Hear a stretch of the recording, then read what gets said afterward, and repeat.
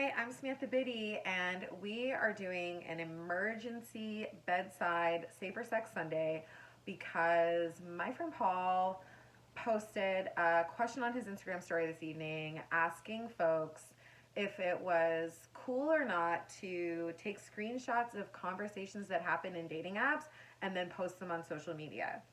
And an alarming number of participants have said, yeah, like that's fair game. And I would like to talk about why that, excuse me, ma'am. I would like to talk about, she's trying to eat my fucking pizel. Mm, like, why? I would like to talk about why that is not the case and how it is a breach in somebody's consent when we publicly share private conversations and how that contributes to greater narratives around safer sex and how our conversations around safer sex have to evolve to include our relationship to technology. So, this is not to be mistaken with if somebody is harassing you in an app or texting harassing you if you've exchanged numbers, or if someone's sending you unsolicited pictures, if someone's being violent or aggressive or any of those things. Like, that is not the same thing as what I'm talking about. If you screenshot that and you like show it to a friend because you're like, I need support or I need help or I don't know how to move in this situation, or if you're like posting it publicly because you're like, this person is dangerous or whatever, which again, I think that there is some like murky ground with that. But what we are talking about is when you've said something cute and clever and you've decided to screenshot it and then share it with the world. And beyond maybe cute and clever, maybe it's somebody who's kind of like not practicing a lot of self awareness and they're over messaging you or whatever. Either way, if someone is on a dating app and they have posted their pictures and they've like said their little thing, which we've all seen some fuck shit, like we've all seen people post like wild shit, and we've wanted to screenshot it and show everyone being like, look at what we have to deal with, like online support group.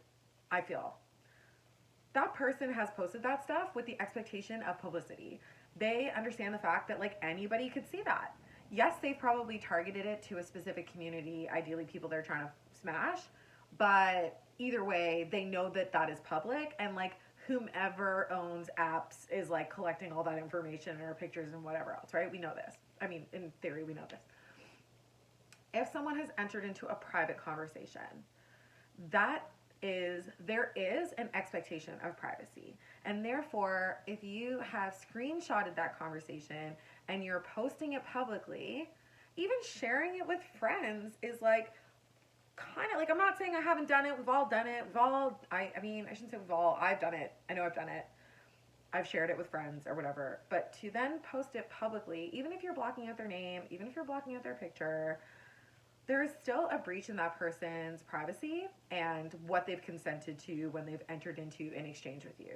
And how this contributes to a greater narrative around safer sex is that we're looking at a number of things. We're looking at power dynamics, like who's exchanging these messages, our motivations, and also too, it's like if I'm texting somebody on an app, in theory, I'm negotiating dating or relationship or sex with them, right? Maybe it's just like, hey, how are you? But like, we're all kind of here for something in this window, right?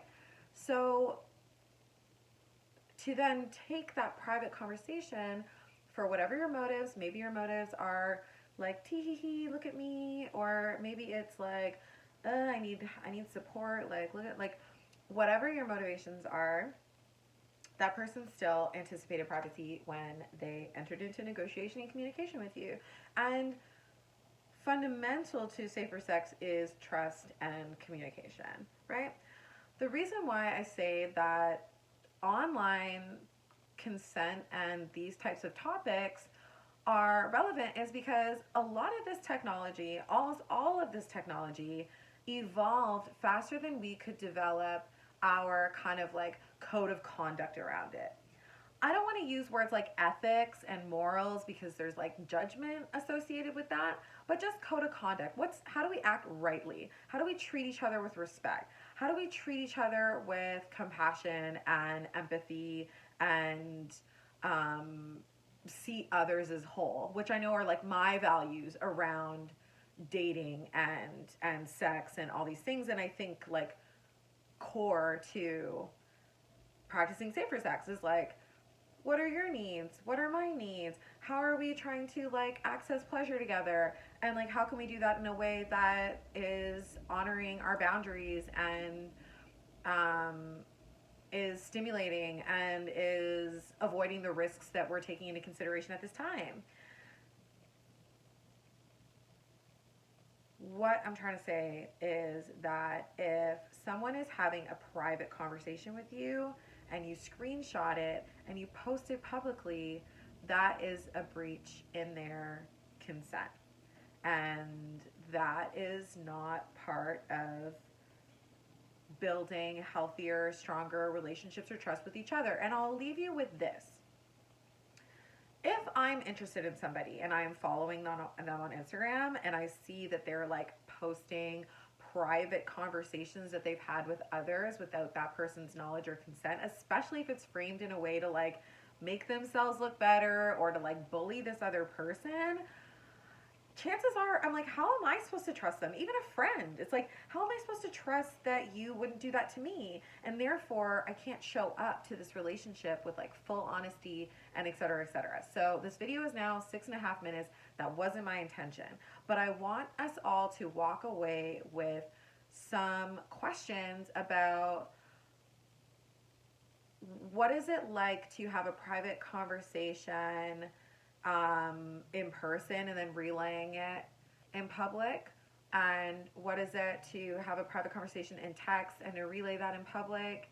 um, what are your own values around that, and like how would you want to be treated around that? And if you know that somebody is going to just screenshot your conversation, how does that impact your ability to make informed decisions about how you move with them?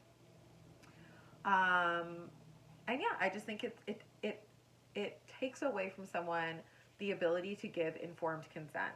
And as we know, informed consent is what consent culture is all about. So that's what I have to say about that. And if you watched all the way through, I hope you have a really wonderful Sunday, and that like it gives you some more stuff to think about in the ways that technology is just as real, or our conversations that happen via technology are just as real as the conversations that we have IRL when we're trying to fuck.